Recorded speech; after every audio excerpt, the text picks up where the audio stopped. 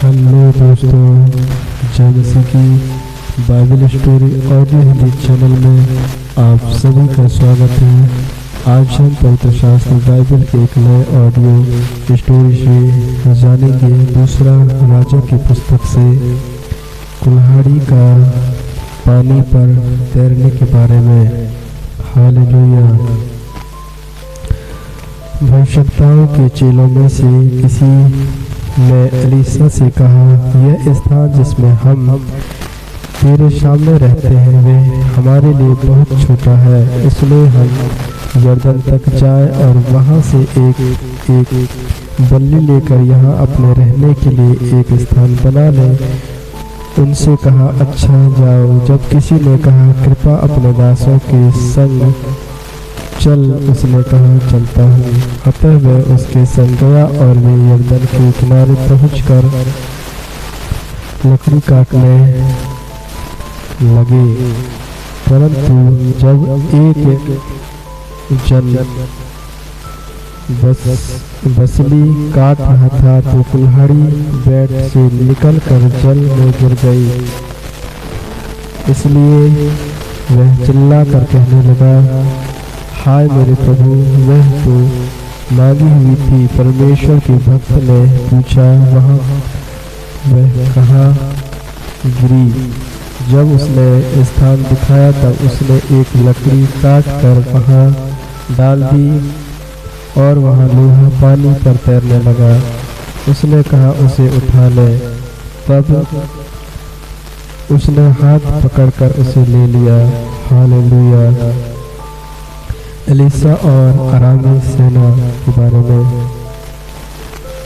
अराम का राजा इस्राएल से युद्ध कर रहा था और सम्मति करके अपने कर्मचारियों से कहा, अमरुक स्थान पर मेरी छावनी होगी। तब परमेश्वर के भक्त ने इस्राएल के राजा के पास कहला भेजा, चौकसी कर और अमरुक स्थान से होकर ना जाना, क्योंकि वहाँ आरामी चढ़ाई करने वाले हैं।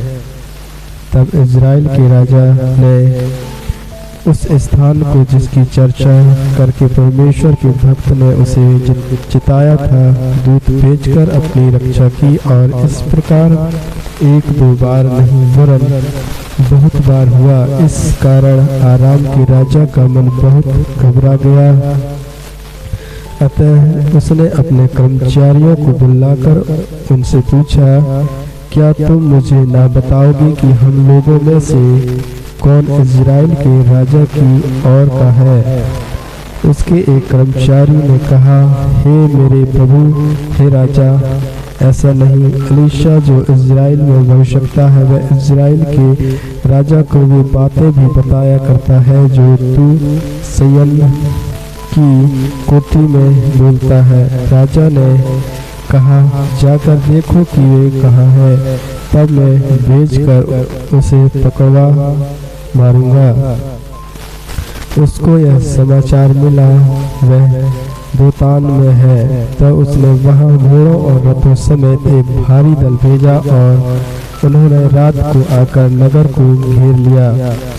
भोर को परमेश्वर के भक्त का टहलुआ उठा और निकल कर क्या देखता है कि घोड़ों और रथों समेत एक दल नगर को घेरे हुए पड़ा है। तब उसके सेवक ने उससे कहा, हाय मेरे स्वामी, हम क्या करें?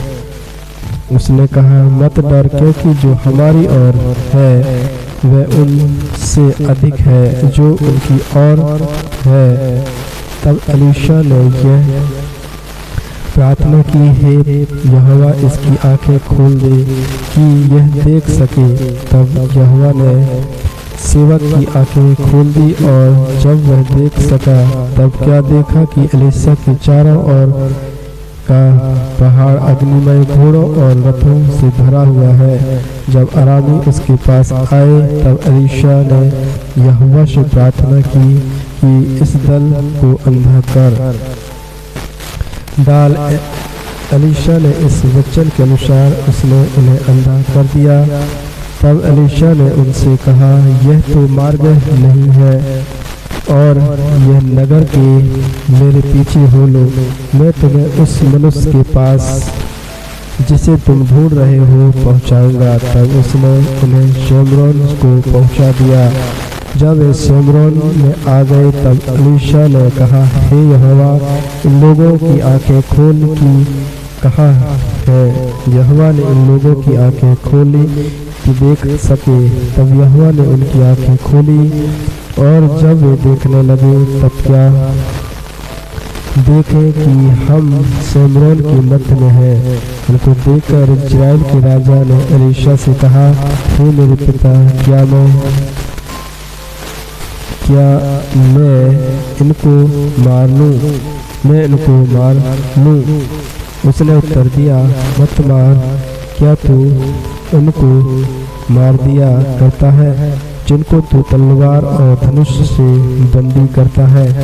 जिनको तू तलवार और धनुष से बंदी बना लेता है, तू उनको अन्न जल दे कि खा पी कर अपने स्वामी के पास चले जाएं।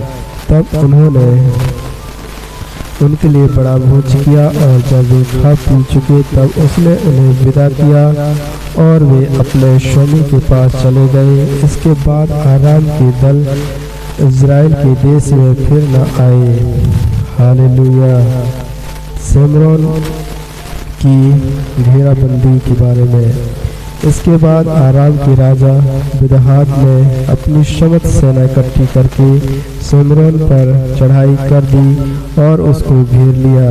तब शेमरोन में बड़ा अकाल पड़ा और वह ऐसा घिरा रहा कि अंत में एक गधे का सिर चांदी के 80 टुकड़ों में और अब की चौथाई भर कबूतर की पीठ 5 टुकड़े चांदी तक बिकने लगी।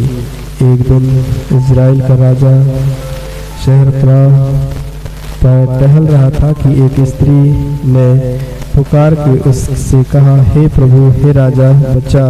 उसने कहा, यदि यहोवा तुझे ना बचाए तो मैं कहाँ से तुझे बचाऊं? क्या खलिहान में से या दाखरस के कुंड में से? फिर राजा ने उससे पूछा, तुझे क्या हुआ? उसने उत्तर दिया, इस स्त्री ने मुझसे कहा था, मुझे अपना बेटा दे कि हम आज उसे खा लें, फिर कल मैं अपना बेटा दूंगा और हम उसे दिखाएंगे। तब मेरे बेटे को पकड़कर हमने खा लिया और फिर दूसरे दिन जब मैंने उससे कहा कि अपना बेटा दे कि हम उसे खा लें, तब उसने अपने बेटे को छिपा रखा। उस स्त्री की ये बातें सुनते ही राजा ने अपने वस्त्र फाड़े।